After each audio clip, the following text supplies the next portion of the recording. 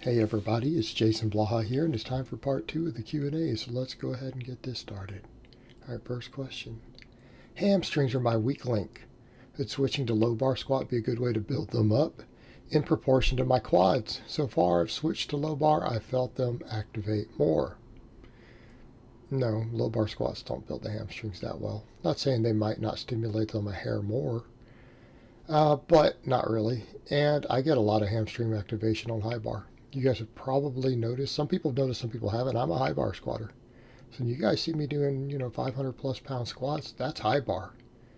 That bar is up on top of my traps. It's not on my back. So, reference. If you wanted to use squats to build hamstrings, box squat. Box squat. But here's the question I might ask you. It's a question I might ask you. If your hamstrings are a weak link, why don't you train your hamstrings? Okay, I mean, this should be a pretty simple question. And I am by no means opposed to using big multi-joint exercises to put on most of your muscle. In no world am I opposed to this idea. But if you have a muscle that you know is a weak link, you've just said right there, it's my weak link.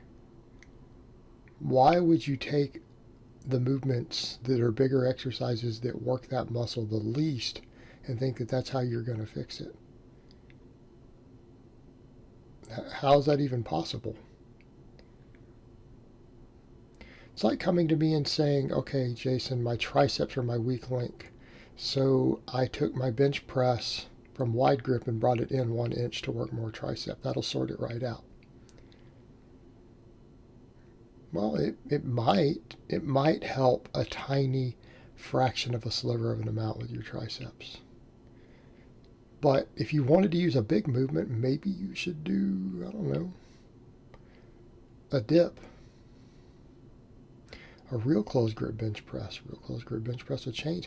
Maybe consider some tricep extensions, right?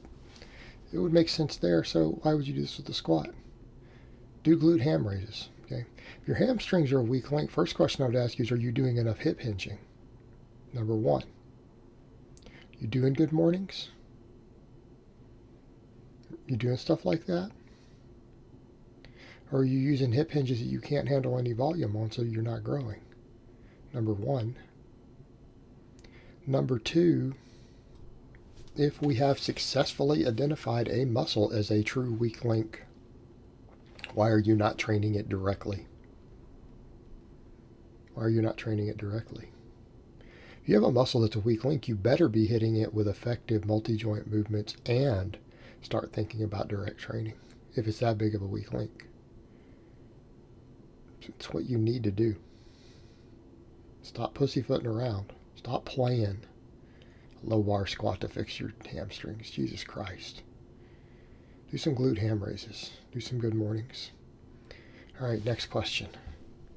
As I was going down on the squat, the inner thigh of mine felt off and I immediately unracked the weight. I can't bend my leg as it's in pain. I was wondering, is this an overworked muscle or perhaps not warming up properly to support the squat? It was a 365 squat, and I'm currently following your 5x5 novice program. Thanks. Well, if you're following my 5x5 novice program, you're not doing less than fives. Because there's no 1 rep maxes in the program.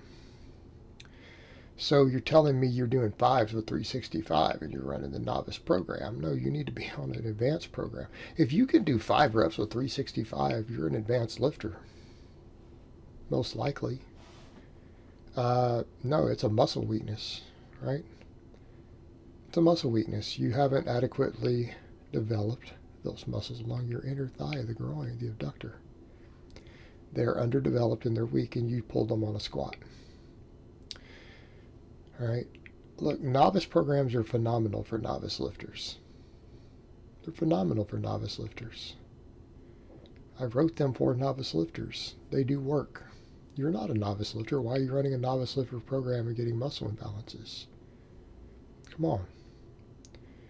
You need to do some good mornings and some glute bridges. and build your posterior chain up.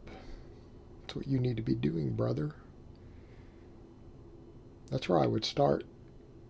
I would add both those exercises in. Get off the 5x5. You're too advanced to run a 5x5 anymore. You're going to hurt yourself.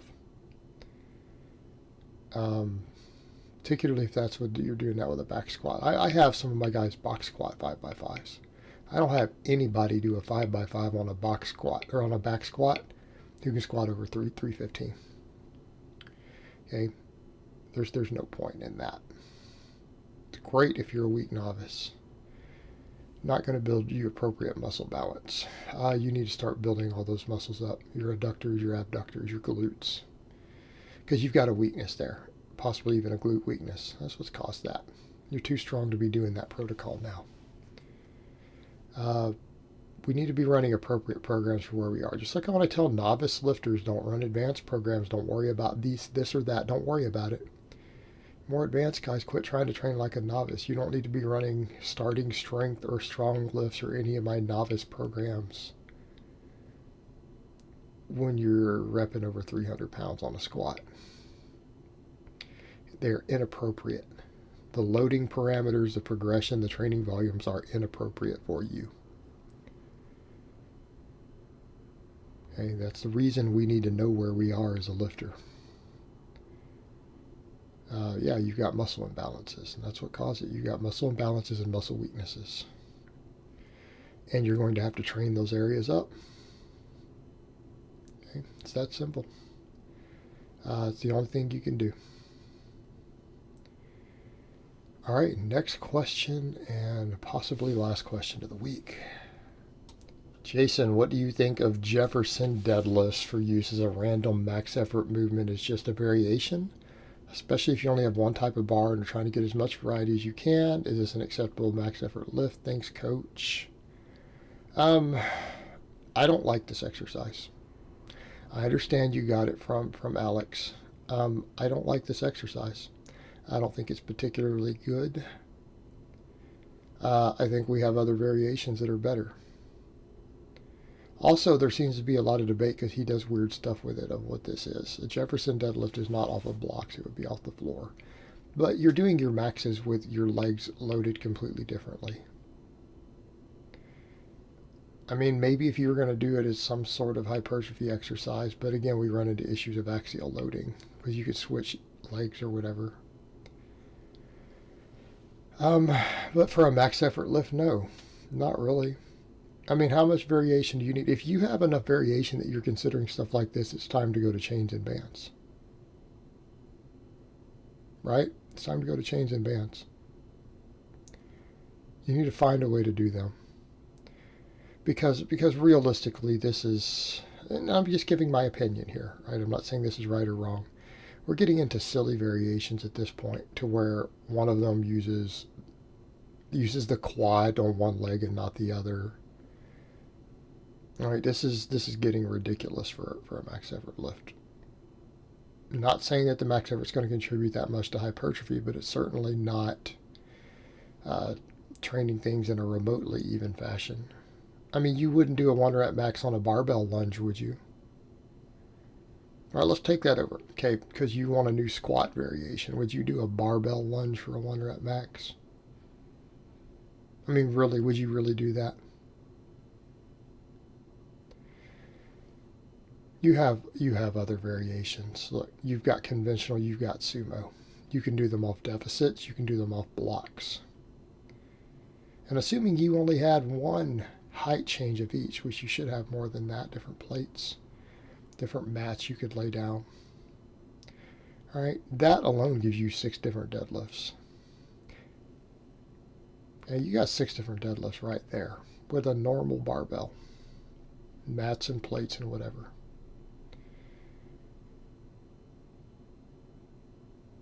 You can find a gym with some chains. You can find a way to get around, buy some bands yourself, find ways to use plates like I've shown before and drape them over. Okay, that'll give you all the variation you probably need. And if you need more than that, it's time to seriously look at what gym you're training at. But I would also say, how strong are you? Because when you're saying, well, I need as much variation as possible, well, how strong are you that you need 12 different deadlifts? Okay. You tell me that you're a 500-pound deadlifter and you need 12 different deadlifts, we're going to have a laugh, even for conjugate. Okay. I don't need 12 different deadlifts. I'm only a 600-pound deadlifter. Why do I need that? I get away with 7 or 8 easily. See where we're going there? I don't know how strong you are, brother. But if you're that strong and you're wanting to do conjugate type lifts, it might be time to invest in some better kit, but better gym. If you're that serious. Before we go to something like this. Now, I'm not particularly impressed with this exercise.